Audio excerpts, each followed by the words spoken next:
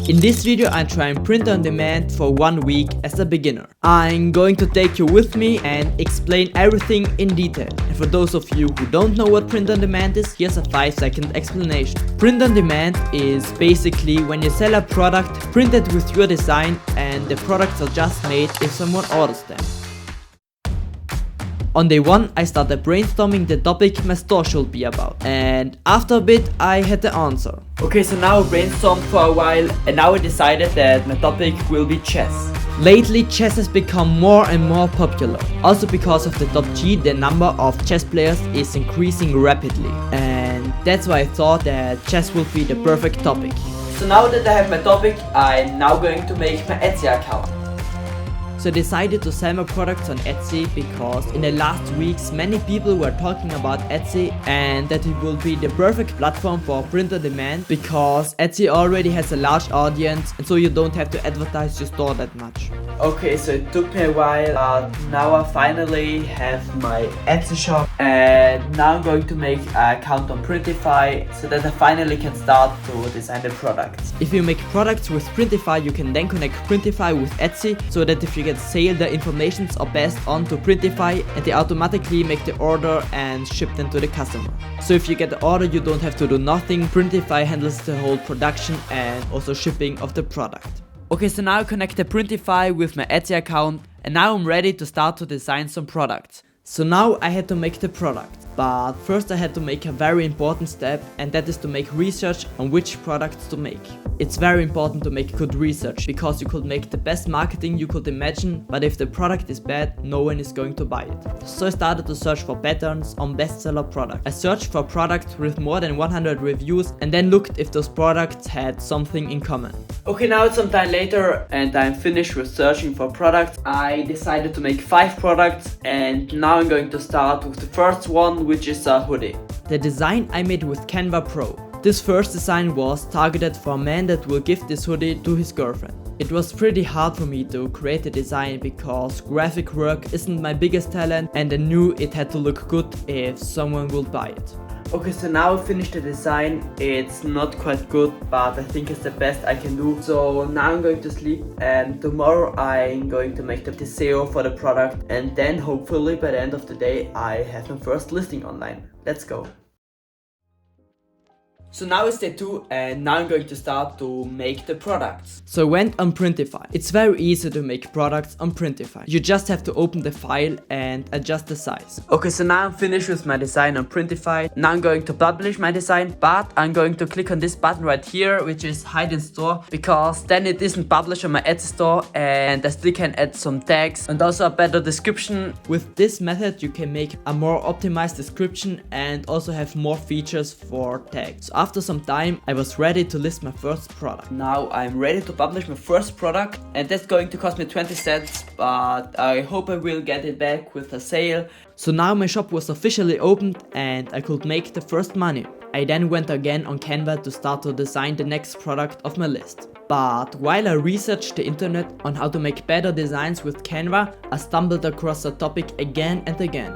Copyright. So copyright is a big thing in the print on demand business. Many get copyright strikes because they use things that are copyrighted. And because nowadays the weirdest and also the simplest things are copyrighted, for example the phrase "that's hot" or also photos on the Eiffel Tower at night are copyrighted, I like to check everything before I use it if it's copyrighted. And that I'm doing with the website dmsearch.uspto.gov. There you must type in the word you want to check, and then if the copyright is still live, you must click on the word and then see if it's copyrighted for the thing you want to use it for. So I used this method to make sure that I didn't use any copyrighted stuff, and then I started to work again. Okay, so now I worked for quite a bit and now put 2 new listings online. In total I spent 60 cents to put those listings online, and now I'm going to sleep and see you tomorrow.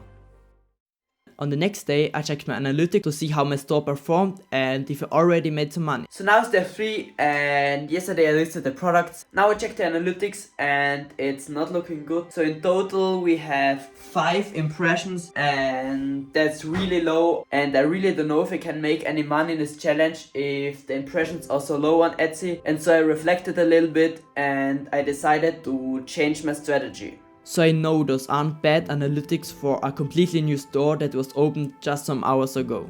I knew that I wouldn't get hundreds of impressions in the first hours, but I just didn't want to sit here and wait until I got a sale, because I just got a few days left in the challenge. And therefore I changed my strategy. So here's what I'm going to do. So it's just not realistic to get a sale only with the traffic I get from Etsy. And therefore I want to pay to advertise my store outside of Etsy. So I want to buy a promotion from my Instagram theme page or also a YouTube channel. And on those promotions I'm not going to promote a product on my store, but I'm going to promote a completely new product. So here's what I thought about. So most chess players have a friend or also a person with who they play the majority of the chess matches. A so-called chess buddy.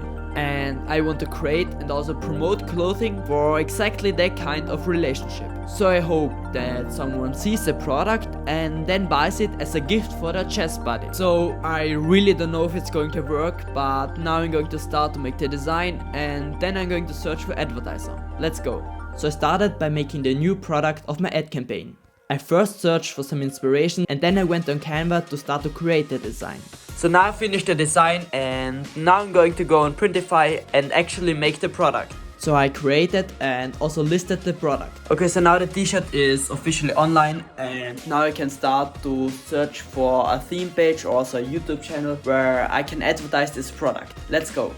So I started to search for theme pages with around 10 to 100k followers. I also looked at the engagement rate and that the followers were real. It was pretty easy to find good theme pages because since chess had this big growth, many theme pages were created to cover the demand. And so I wrote to many theme pages and after some hours of work, I already got the first responses. Okay, so now I wrote to about 20 theme pages and the first theme pages already replied. So now I'm going to write to those theme pages and hopefully they have good prices and I can get a deal. So I started to negotiate with the theme pages and I must say they had pretty good prices. But after a while it got late and I got tired and so I went to sleep.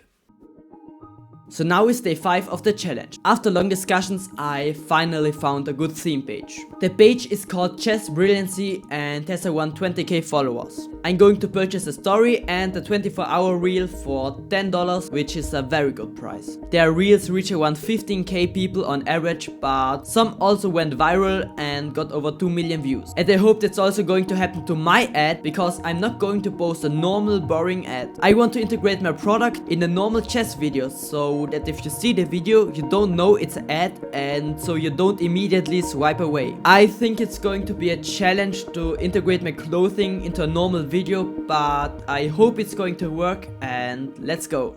So I started to brainstorm for some ideas and to make a rough plan on what my ad should look like. It was a real challenge to find a good idea that will be entertaining but also perfect to integrate my product. But then I went on the theme page and searched for the most viral videos. I decided to just copy an older viral video because then I would know that the audience would like the video and hopefully it would get viral also this time. So after I had made a plan, I then started to create the video.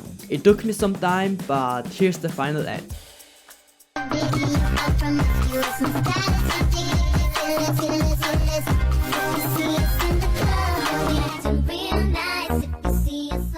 I then sent the ad and the money to the theme page. Okay, now I just sent the $20 to the theme page and hopefully I don't get scammed and they post the video soon. So I waited and then he finally posted the ad. Okay, so now he posted the video, so he did not scam me. So now I'm going to wait and hopefully some sales come in. So I went to sleep and hoped that I would make the first money.